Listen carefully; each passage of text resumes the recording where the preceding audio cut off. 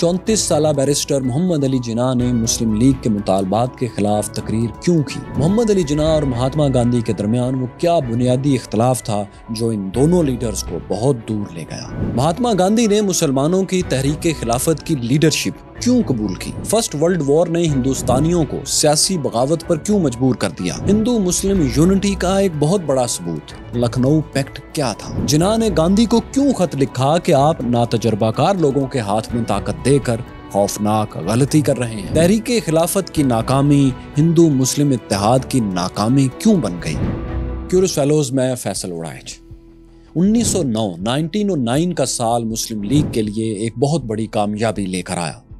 इस साल British parliament ने हिंदुस्तान के लिए एक नए हुकूमती निज़ाम की मंजूरी दे दी। इसे इंडियन काउंसिल्स एक्ट का नाम दिया गया था।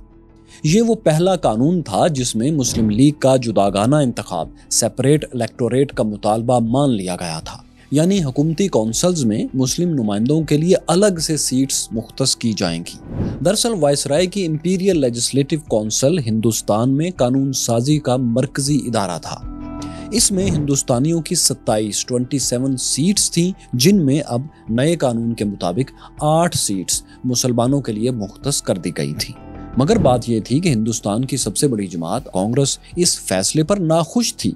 वो चाहती थी कि हिंदुस्तान की यूनिटी को मजहबी बुनियादों पर तकसीम नहीं होना चाहिए, क्योंकि इस तरह हिंदुस्तान में मजहबी फिरका वाराना तकसीम हो जाएगी और अंग्रेज का फॉर्मूला डिवाइड एंड रूल भी कामयाब होगा। इसके मुकाबले में मुस्लिम लीग का ख्याल था कि अगर मुसलमानों को जुदागाना इंतखाब नहीं दिया गया, मखसूस सीट्स नहीं दी गईं, तो हिंदू अक्सरियत उनके मुफादात का तहफ़्फ़ुज़ नहीं कर सकेगी। ये एक अदम एतमाद था। तो इसी बैकग्राउंड में 1910 में इलाहाबाद में कांग्रेस का जलसा हुआ। इस जलसे में बॉम्बे के 34 साल नौजवान बैरिस्टर मोहम्मद अली जिन्ना ने एक करारदाद पेश की। इस करारदाद में सेपरेट इलेक्टोरेट की मुखालफत की गई थी। कांग्रेस ने यह करारदाद मुतफ़िक़ा तौर पर मंजूर कर ली। कांग्रेस की वेबसाइट पर मोहम्मद अली जिन्ना कायदे आज़म की तस्वीर के साथ ये वाक़या आज भी मौजूद है। बहरहाल दोस्तों, नए कानून के तहत 1910 में हुकूमती काउंसिल्स के इलेक्शंस हुए। कांग्रेस ने जुदागाना इंतखाब की मुखालफत के बावजूद कानून के पास हो जाने की वजह से मुस्लिम सीट्स पर अपने नुमाइंदे भी खड़े किए। बॉम्बे की मुस्लिम नशिस्त से मोहम्मद अली जिन्ना ने कांग्रेस की तरफ से इलेक्शन लड़ा और मुस्लिम लीग बॉम्बे के सदर मौलवी रफ़ीउद्दीन को शिकस्त दी। यूं वो वायसराय की इंपीरियल काउंसिल के मेंबर बन गए। ये वाज़ेह नहीं कि उस इलेक्शन में कुल मिलाकर कांग्रेस और मुस्लिम लीग को कितनी सीट्स मिली, लेकिन ये वाज़ेह है कि मुस्लिम लीग ज़्यादातर सीट्स पर नाकाम रही। यानी मुस्लिम नुमाइंदे भी कांग्रेस के प्लेटफॉर्म से ज़्यादा जीते और मुस्लिम लीग के प्लेटफॉर्म से कम। इस नाकामी के अगले साल मुस्लिम लीग को एक और धचका भी लगा। वो ये कि बंगाल की तकसीम, जिसकी मुस्लिम लीग बहुत बड़ी हामी थी, जिसकी कहानी हमने आपको पिछली वीडियो में दिखाई, इसे अंग्रेज़ों ने ख़त्म कर दिया। यानी ईस्ट और वेस्ट बंगाल को मिलाकर दोबारा एक ही सूबा बना दिया गया। इस बात का ऐलान बरतानवी बादशाह जॉर्ज V ने किया, जो कि 1911 में हिंदुस्तान के दौरे पर आए थे। इनके इस ऐलान ने मुसलमानों में अंग्रेज़ों के लिए बहुत तल्ख जज्बात पैदा कर दिए। दिसंबर 1912 में मुस्लिम लीग का सालाना जलसा मुनक्किद हुआ। ये एक लैंडमार्क एनुअल सेशन था। इसमें एक करारदाद पास की गई जिसमें मुतालबा किया गया कि हिंदुस्तान में एक मौजूद सूटेबल सेल्फ गवर्नमेंट कायम की जाए। यानी वो मुतालबा जो पहले कांग्रेस करती आई थी, अब वही मुस्लिम लीग के प्लेटफॉर्म से भी दोहराया जाने लगा। इस इजलास की एक और अहम बात यह थी कि इसमें मोहम्मद अली जिन्ना भी शरीक हुए। हालांकि वो मुस्लिम लीग के मेंबर नहीं थे, लेकिन वायसराय काउंसिल रुकन होने की वजह से वो मुसलमानों के हक में आवाज़ बुलंद करते रहते थे, इसीलिए उन्हें इस इजलास में खुसूसी दावत देकर बुलाया गया था। उन्होंने मुस्लिम लीग की सेल्फ रूल वाली करारदाद के हक में यहाँ एक जोरदार तकरीर भी की। लेकिन कई मुस्लिम लीडर्स जो मुस्लिम लीग को अंग्रेज़ों के करीब रखने में ज़्यादा फ़ायदा महसूस करते थे, सियासी फ़ायदा जानते थे, उन्होंने ये नया अंदाज पसंद नहीं किया। इनमें मुस्लिम लीग के बानी सर आगा खान भी शामिल थे। इन्होंने इस करारदाद की मंजूरी पर पार्टी सदारत से ही इस्तीफ़ा दे दिया। दूसरी तरफ ब्रिटिश गवर्नमेंट ने भी पार्टी को आड़े हाथों लिया। 1913 में मुस्लिम लीग का एक वफ्द अपने सियासी मुतालबात पर बातचीत के लिए बरतानिया गया था, लेकिन हिंदुस्तान के लिए बरतानवी सेक्रेटरी ऑफ स्टेट ने इस वफ्द से, इस डेलीगेशन से, मुस्लिम लीग के डेलीगेशन से मिलने से इनकार कर दिया।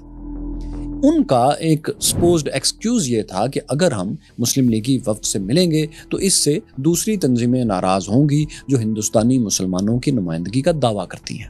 یہ اسی سیلف رول قرارداد کا ایک نتیجہ تھا جو مسلم لیگ کو بھگتنا پڑا۔ اسی سال یعنی 1913 میں ایک اور بظاہر چھوٹا سا لیکن نتائج کے اعتبار سے بہت غیر معمولی واقعہ پیش آیا۔ ہوا یہ کہ مسلم لیگ کے سیکرٹری سید وزیر حسن نے کانگریس کے مسلم نمائندے محمد علی جناح کو اپنی پارٹی میں شامل ہونے کی دعوت دے دی۔ محمد علی جناح رضامند ہو گئے، لیکن انہوں نے ایک شرط رکھ دی۔ انہوں نے کہا کہ میں مسلم لیگ یا مسلمانوں سے وفاداری کے لیے لارجر نیشنل کاز سے غداری نہیں کروں گا، یعنی ہندوستانی نیشنلزم کے ساتھ ان کی وفاداری پہلے ہوگی، کسی تنظیم یا مذہب کے ساتھ بعد میں۔ ان کی اس شرط پر مسلم لیگ میں کسی کو بھی اعتراض نہیں تھا۔ چنانچہ محمد علی جناح بیک وقت کانگریس اور مسلم لیگ دونوں کے ممبر بن گئے۔ اپنی اس حیثیت میں انہوں نے انگریزوں کے خلاف دونوں پارٹیز میں اتحاد کی کوششیں بھی شروع کر دیں، اسی لیے انہیں شروع میں ہندو مسلم اتحاد کا امبیسڈر، سفیر کہا جاتا تھا۔ وہ سمجھتے تھے کہ اگر یہ دونوں جماعتیں مل جائیں، مسلم لیگ اور کانگریس مل جائیں، تو سیلف رول، جسے عام ہندوستانی سوراج کہتے تھے، اس کی طرف قدم بڑھانے میں آسانی ہوگی۔ اس معاملے میں انہیں کانگریس کے ماڈریٹ لیڈر گوپال کرشنا گوکھلے کی بھی بھرپور حمایت حاصل تھی۔ ایک مرتبہ گوکھلے نے جناح کی تعریف کرتے ہوئے کہا کہ وہ تمام فرقہ وارانہ تعصبات سے آزاد انسان ہے، اسی وجہ سے وہ ہندو مسلم یونٹی کے بہترین سفیر ثابت ہوں گے، یہ انہوں نے کہا گوکھلے نے۔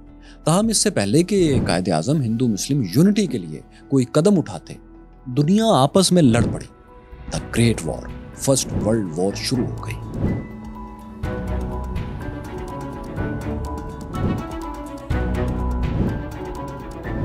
1914 میں شروع ہونے والی پہلی جنگ عظیم میں، فرسٹ ورلڈ وار میں، برطانیہ اور فرانس اپنے اتحادیوں کے ساتھ جرمنی اور اوٹومن امپائر کے مقابلے پر تھے۔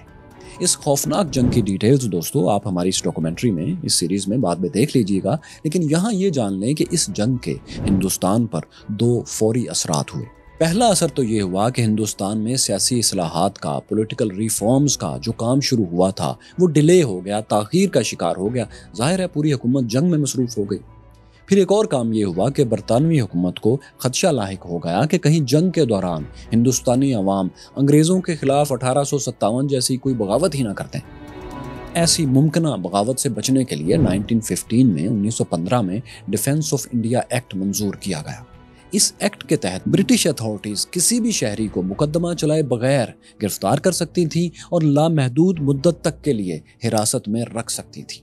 یعنی ہندوستان میں عملی طور پر مارشل لا لگ گیا تھا، ایمرجنسی نافذ ہو چکی تھی۔ بہرحال مسلم لیگ اور کانگریس دونوں نے ہی جنگی حالات میں اس ایمرجنسی کو غیر اعلانیہ طور پر قبول کر لیا، کیونکہ دونوں کی طرف سے بھرتیاں بھی ہو رہی تھیں برٹش فوج کے لیے۔ دونوں کو امید تھی کہ جنگ کے بعد یہ مارشل لا والی کیفیت یقیناً ختم ہو جائے گی اور اس کے بعد حکومت کے سامنے وہ اپنے سیاسی مطالبات رکھ سکیں گے۔ قائد اعظم کی خواہش تھی کہ جنگ کے بعد کانگریس اور مسلم لیگ دونوں مل کر اپنے مطالبات کا ایک متفقہ ڈرافٹ، ایک جوائنٹ ڈرافٹ انگریز سرکار کو پیش کریں تاکہ حکومت پر زیادہ دباؤ ڈالا جا سکے۔ ایسی کوششوں سے دونوں پارٹیز کے درمیان فاصلے بھی کم ہونے لگے۔ مثال کے طور پر 1915 میں دونوں پارٹیز کے اجلاس بمبے میں ایک ساتھ منعقد ہوئے۔ دونوں جلسوں کے وینیوز بھی ایک دوسرے سے واکنگ ڈسٹنس پر رکھے گئے۔ دونوں پارٹیز کے لوگ ایک دوسرے کا جلسہ جا کر اٹینڈ بھی کر سکتے تھے، اس کی کھلی آزادی تھی۔ اس سلسلے میں ایک اور قدم محمد علی جناح نے یہ اٹھایا کہ مسلم لیگ کے سب سے بڑے مطالبے سیپریٹ الیکٹوریٹ پر کانگریس کو قائل کرنے کی کوششیں شروع کی۔ حالانکہ قائد اعظم محمد علی جناح اصولی طور پر اس کے خلاف تھے، مگر ہندو مسلم یونٹی کے لیے انہوں نے اپنی جماعت کانگریس کو جداگانہ انتخاب، سیپریٹ الیکٹوریٹ تسلیم کرنے کی تجویز دی۔ ایک موقع پر انہوں نے کانگریس کے اجلاس سے خطاب کرتے ہوئے ہندوؤں سے کہا کہ وہ مسلمانوں کے بارے میں ذرا کھلے دل کا، سخاوت کا مظاہرہ کریں۔ اگر انہیں اتحاد کے لیے یہ قربانی دینی پڑتی ہے، اس مطالبے کو ماننے کی قربانی دینی پڑتی ہے تو دے دیں، کیونکہ اس وقت ہندوستانیوں کو اپنی ساری طاقت اقتدار کو انگریز بیوروکریسی سے ہندوستانی منتخب نمائندوں کو منتقل کرنے پر لگانی چاہیے۔ یعنی ابھی سیلف رول پر زیادہ توجہ دینے کی ضرورت ہے، اختلافات پر نہیں۔ انہوں نے کانگریس کے اس وقت کے صدر امبیکا چرن موزمدار کو بھی جداگانہ انتخاب پر قائل کر لیا۔ کانگریس کے ساتھ ساتھ قائد اعظم کو لیگی عہدیداروں کے خدشات بھی دور کرنا پڑے۔ کئی لیگی عہدیدار ان سے سوال کرتے رہے کہ اگر ایک متحدہ ہندوستانی حکومت بنی، یونٹی گورنمنٹ تشکیل پائی، تو اس میں ہندوز تو میجورٹی میں ہوں گے، ان کی پالیسیز چلیں گی، ہم تو اپنی پالیسیز کو لا ہی نہیں پائیں گے۔ جناح کا جواب تھا کہ یہ کیسے ممکن ہے کہ 7 کروڑ مسلمان کسی قانون کو ریجیکٹ کر دیں اور پھر بھی وہ بل منظور ہو جائے؟ ایسا نہیں ہو سکتا۔ اس لیے وہ مسلم لیگ سے کہتے تھے کہ کسی سے ڈرنے کی، کسی میجورٹی سے خوفزدہ ہونے کی ضرورت نہیں، بس سیلف رول کے لیے کانگریس سے تعاون کرو۔ ان کی کوششوں سے دونوں طرف برف پگھلی۔ دسمبر 1916 میں لکھنؤ کے کیسر باغ میں وہ تاریخی معاہدہ ہوا جسے لکھنؤ پیکٹ کا نام دیا جاتا ہے۔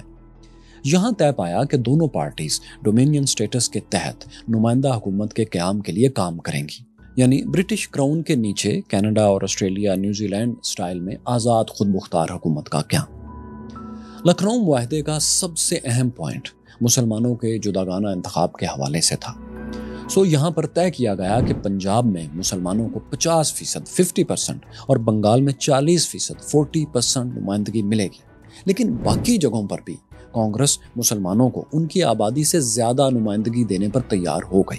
مثال کے طور پر مرکزی کونسل اور بمبئی میں انہیں 1/3 نمائندگی دی گئی، جبکہ یونائٹڈ پروونسز موجودہ یوپی میں انہیں 30% اور بہار اور اڑیسہ میں 25% نمائندگیاں دی گئی۔ حالانکہ ان علاقوں میں آبادی کے لحاظ سے مسلمانوں کی تعداد اتنی زیادہ نہیں بنتی تھی۔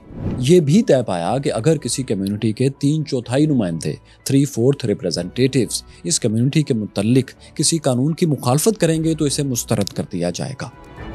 دوستو، لکھنؤ پیکٹ ہندو مسلم یونٹی کے لیے ایک بہت اچھا آغاز تھا، لیکن فرسٹ ورلڈ وار کے خاتمے کے بعد کچھ ایسے حالات پیدا ہوئے کہ لکھنؤ پیکٹ دم توڑنے لگا۔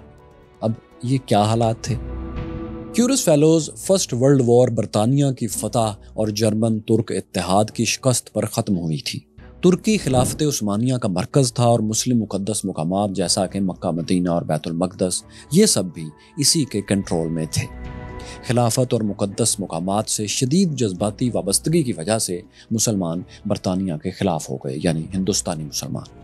ہندوستان میں یہ عام تاثر تھا کہ یورپین طاقتیں خلافت کو ختم کر کے مقامات مقدسہ پر، مکہ مدینہ اور بیت المقدس پر اور دیگر مسلم علاقوں پر قبضہ کرنا چاہ رہی ہیں۔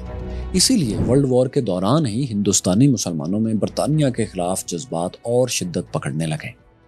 مسلمانوں کے 2 لیڈرز، 2 بھائی، مولانا محمد علی جوہر اور مولانا شوکت علی، ان جذبات کو لیڈ کر رہے تھے اور انہیں عام طور پر علی برادران کے نام سے پکارا جاتا تھا۔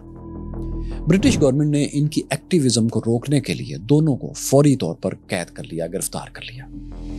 ورلڈ وار کے دوران یہ قید میں رہے، لیکن مسلم آبادی کا برطانیہ کے خلاف غم و غصہ کم نہیں ہوا۔ 1918 میں ورلڈ وار تو ختم ہو گئی، لیکن انہیں پھر بھی فوری طور پر رہا نہیں کیا گیا، کیونکہ انگریز سرکار کے خلاف ابھی تک جذبات اسی طرح تھے۔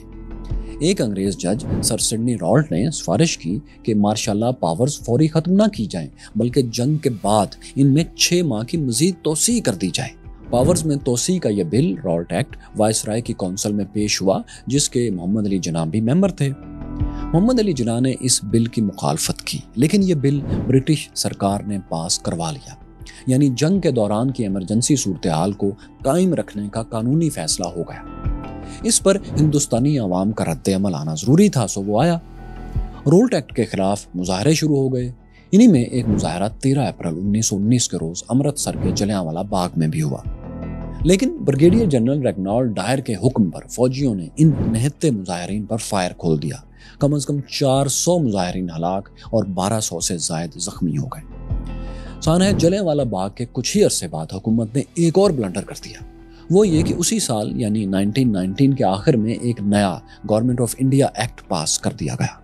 اس میں بظاہر ہندوستانیوں کے لیے حکومت میں نمائندگی بڑھا دی گئی تھی، وائسرائے کونسل کے نیچے ایک نیشنل اسمبلی بھی قائم کر دی گئی تھی، لیکن نہ تو کینیڈا، نیوزی لینڈ، آسٹریلیا کے سٹائل میں ہندوستان کو ڈومینین سٹیٹس دیا گیا تھا، اور نہ ہی اہم اختیارات منتخب نمائندوں کو منتقل کیے گئے تھے، یعنی اکانومی جیسے اہم معاملات سمیت تمام اہم ترین فیصلے اب بھی وائسرائے کے اختیار میں تھے۔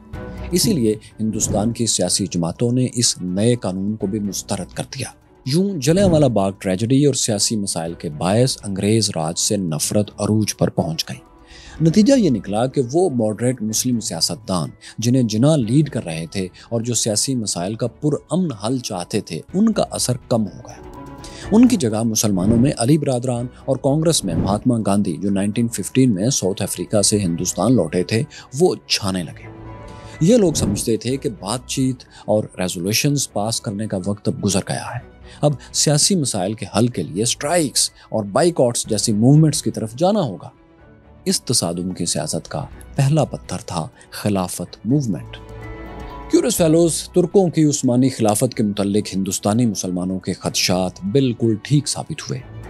1920 में फ्रांस के इलाके सेवरस में इंटरनेशनल पावर्स ने तुर्की पर इंतहाई जिल्लत आमेज शराइत मुसल्लत कर दी।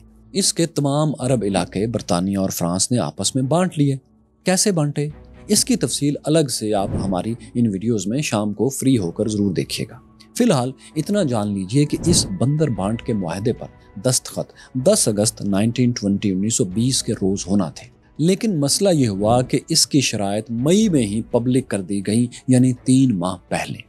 चुनाचे हिंदुस्तानी मुसलमान जान गए कि तुर्क खिलाफत के साथ, उस्मानी सल्तनत के साथ क्या होने जा रहा है। चुनाचे अगस्त से पहले ही रिएक्शंस आना शुरू हो गए। उस वक्त अली बरादरान रहा हो चुके थे। 9 जून 1920 के रोज इलाहाबाद में अली बरादरान की खिलाफत कमेटी का इजलास हुआ, जिसमें नॉन कॉपरेशन मूवमेंट शुरू करने का ऐलान किया गया। इस तहरीक की क़यादत महात्मा गांधी को सौंप दी गई। नॉन कॉपरेशन का मतलब था कि बरतानवी हुकूमत से अब कोई ताउन नहीं किया जाएगा। सरकारी टाइटल्स वापस करने से लेकर मुलाजमतों से इस्तीफे और ब्रिटिश प्रोडक्ट्स के बाइकॉट्स तक हर हरबा आजमाए जाने का फैसला हुआ। आखिरी इकदाम के तौर पर हुकूमत को टैक्सेस की अदायगी भी बंद करने के बारे में बात की गई, यानी हिंदुस्तान पर ब्रिटिश रिट ही खत्म कर देने का फैसला हुआ। ये तहरीक बाकायदा तौर पर 1 अगस्त 1920 के रोज लॉन्च कर दी गई। इस तहरीक को मुस्लिम लीग और कांग्रेस दोनों की भरपूर सपोर्ट हासिल थी, लेकिन हैरत की बात यह है कि इस तहरीक में गांधी थे, अली बरादरान थे, मुस्लिम लीग और कांग्रेस के बहुत से लीडर्स थे, मगर मोहम्मद अली जिन्ना नहीं थे। उन समेत कई दूसरे कांग्रेसी और मुस्लिम लीगी लीडर्स का दरअसल ख्याल ये था कि बरतानवी हुकूमत से बराह रास्त टकराव का अच्छा नतीजा नहीं निकलेगा। इसके अलावा वो ये भी समझते थे कि इस तहरीक में अवाम का एक ऐसा जम्मे गफीर शामिल हो गया है जिसकी सियासी सूझबूझ, जिसकी सियासी तरबियत ना होने के बराबर है। जिन्ना ने भी एक मौके पर गांधी जी को खत लिखकर खबरदार किया। उन्होंने लिखा कि आपके शिद्दत पसंद मंसूबे को बहुत से नातजुर्बाकार और अनपढ़ जोशीले नौजवानों ने अपना लिया है। इसका मतलब सिर्फ एक बदनज़मी और कैओस की शक्ल में निकलेगा और मैं इस तहरीक के नतीजे को सोचकर ही कांप उठता हूँ। लेकिन जिन्ना की वार्निंग पर गांधी ने बिल्कुल ध्यान नहीं दिया और इसी वजह से दोनों रहनुमाओं में इख्तलाफात बढ़ने लगे, बल्कि हर जगह पर बढ़ने लगे। मसलन गांधी और जिन्ना दोनों कांग्रेस के अलावा एक और सियासी जमात होम रूल लीग के भी मेंबर्स थे। ये पार्टी भी ब्रिटिश कॉमनवेल्थ के दायरे में हिंदुस्तान की नुमाइंदा हुकूमत के लिए काम कर रही थी। पार्टी की सदारत हर साल रोटेट होती थी। जिन्ना भी इसके सरबराह रह चुके थे, लेकिन जब गांधी इस पार्टी के सदर बने तो उन्होंने सेल्फ रूल लीग का कॉन्स्टिट्यूशन ही बदल दिया और उसमें हिंदुस्तान की मुकम्मल आज़ादी की बात शामिल कर दी, यानी कॉमनवेल्थ वाली बात उन्होंने बिल्कुल ख़त्म कर दी। कायदे आज़म ने इस तब्दीली पर यह कहकर एतराज़ किया कि पार्टी आइन के मुताबिक इस तब्दीली के लिए 3/4 मेजॉरिटी अक्सरियत चाहिए है, लेकिन गांधी ने जो तब्दीली की है वो सादा अक्सरियत सिंपल मेजॉरिटी से की है, इसलिए ये गैर कानूनी है। उनका एतराज़ कानूनी तौर पर दुरुस्त था, ताहम गांधी जी ने इसे मुस्तरद कर दिया। इस पर मोहम्मद अली जिन्ना ने इस पार्टी से इस्तीफ़ा दे दिया, यानी इख्तलाफात दोनों के और बढ़ गए।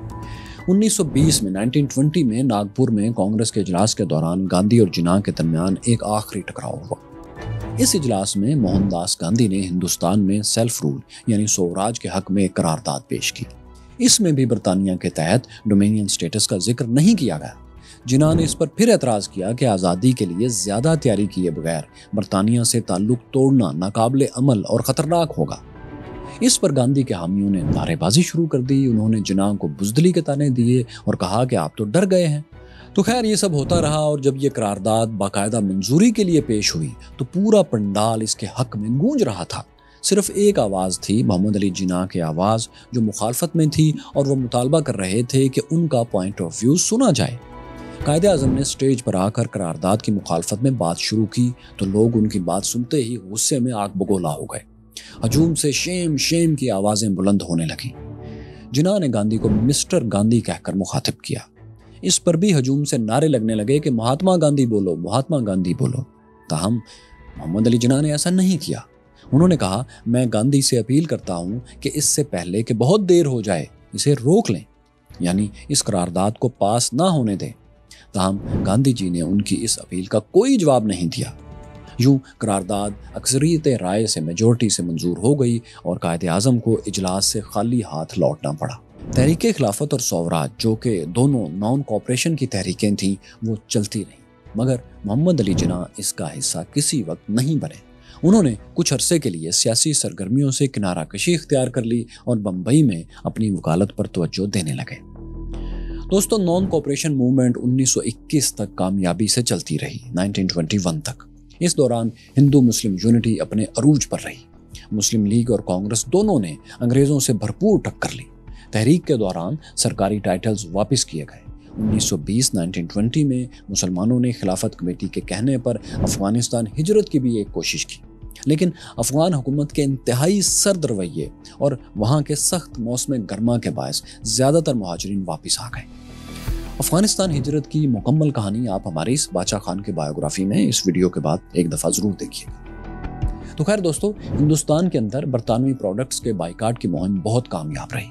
خاص طور پر مہاتما گاندھی کی طرف سے کھدر پہننے اور برطانیہ سے امپورٹ ہونے والا کپڑا نہ پہننے کی جو کیمپین تھی، اس نے برٹش ٹیکسٹائل امپورٹس پر کاری ضرب لگائی۔ 2 برس کے اندر برطانیہ سے کاٹن پروڈکٹس کی امپورٹ 1 ارب 29 کروڑ سے کم ہو کر 95 کروڑ 50 لاکھ رہ گئی۔ غیر ملکی کپڑے کی امپورٹ 1 ارب 2 کروڑ سے کم ہو کر محض 57 کروڑ تک رہ گئی۔ لیکن جیسا کہ جناح نے خبردار کیا تھا کہ اس موومنٹ میں، نان کوآپریشن کی موومنٹ میں کیوس ہوگا، ویسا ہی کچھ عرصے میں ہونے بھی لگا۔ ایک طرف تو حکومت نے اس تحریک کو طاقت کے زور پر کچلنے کی کوششیں شروع کر دیں، بڑے پیمانے پر گرفتاریاں بھی ہوئیں، علی برادران پھر جیل میں ڈال دیے گئے، جبکہ دوسری طرف مظاہرین کے ہجوم بھی بے قابو ہونے لگے اور وائلنس شروع ہو گیا۔ نومبر 1921 میں 1921 میں برطانوی شہزادے prince of Wales Edward Albert نے بمبئی کا دورہ کیا تو پورا شہر ہنگاموں کی لپیٹ میں آ چکا تھا۔ مظاہرین نے یورپینز، اینگلو انڈینز اور پارسی، جنہیں وہ انگریزوں کے حامی سمجھتے تھے، ان سب کو نشانہ بنایا۔ ان ہنگاموں میں کم از کم 58 لوگ جان سے چلے گئے۔ بمبئی فسادات کے کچھ دن بعد اتر پردیش کے گاؤں چوری چورا میں بھی مظاہرین نے ایک پولیس اسٹیشن جلا دیا۔ اس میں 22 پولیس والے زندہ جل گئے۔ اس مقام پر برطانوی حکومت نے پولیس اہلکاروں کی یادگار بھی تعمیر کی ہے، جو آج بھی موجود ہے۔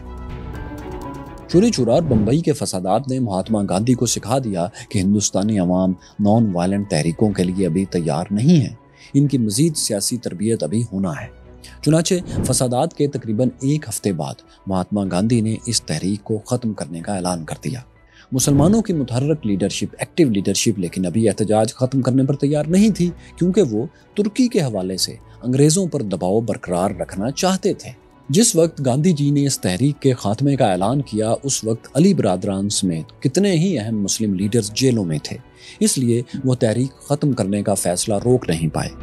موہن داس گاندھی کے اس ون سائیڈڈ فیصلے سے ان سب کو بہت مایوسی ہوئی، ورنہ حقیقت تو بہرحال یہ بھی تھی کہ اس تحریک کو چلتا رکھنے سے بھی سلطنت عثمانیہ کے، اوٹمن امپائر کے بحال ہونے کا کوئی امکان نہیں تھا، کیونکہ خود ترکی والوں نے، کمال اتا ترک نے 1924 میں سلطنت اور خلافت ختم کر دی تھی، ماڈرن ترکیہ کی بنیاد رکھ دی تھی۔ ہاں، اتفاق سے، یونٹی سے اگر اس تحریک کو بعد میں کسی وقت ختم کیا جاتا تو ہندو مسلم اتحاد بہرحال قائم رہنے کا زیادہ امکان تھا، مگر افسوس کہ ایسا نہیں ہو سکا۔ دوستو، محمد علی جناح جو نان کوآپریشن موومنٹ کے دوران خود کو سیاست سے الگ کر چکے تھے، انہوں نے اس تحریک کے خاتمے پر اگلے برس دوبارہ سیاست میں قدم رکھ دیا۔ 1923 میں وہ بمبئی کی مسلم سیٹ سے آزاد امیدوار کی حیثیت میں کھڑے ہوئے اور بلا مقابلہ ممبر نیشنل اسمبلی منتخب ہو گئے۔ फिर एक और तब्दीली ये भी आ चुकी थी कि नॉन कोऑपरेशन मूवमेंट की नाकामी के बाद मुस्लिम कम्युनिटी पर अली बरादरान की गिरफ्त काफ़ी कमज़ोर पड़ चुकी थी। इसका सियासी फ़ायदा मोहम्मद अली जिन्ना को मिला।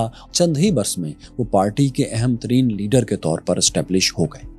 इस हैसियत में वो 1928 तक ये कोशिश करते रहे कि कांग्रेस और मुस्लिम लीग एक हुकूमती फार्मूले पर मुत्तफिक हो जाए। ऐसा फार्मूला जो 1916 के लखनऊ पैक्ट में तय किए गए असूलों पर बनाया जाए, यानी उस मुआहदे की बुनियाद पर जिसमें मुसलमानों के लिए सेपरेट इलेक्टोरेट को कांग्रेस ने भी तस्लीम कर लिया था। लेकिन हिंदू मुस्लिम यूनिटी के पुराने सफ़ीर को इस मर्तबा ज़्यादा कामयाबी नहीं मिल सकी।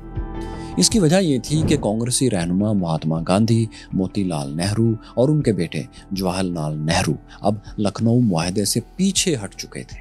फिर नेहरू रिपोर्ट भी आई जिसने हिंदू मुस्लिम इत्तेहाद की आखिरी उम्मीद पर भी पानी फेर दिया। ये वो गलती थी जो हिंदुस्तान को आखिरकार पार्टीशन की तरफ, तकसीम की तरफ फिर लेकर गई। ये रिपोर्ट क्या थी और इसने मुस्लिम लीग और कांग्रेस के रास्ते जुदा जुदा कैसे कर दिए?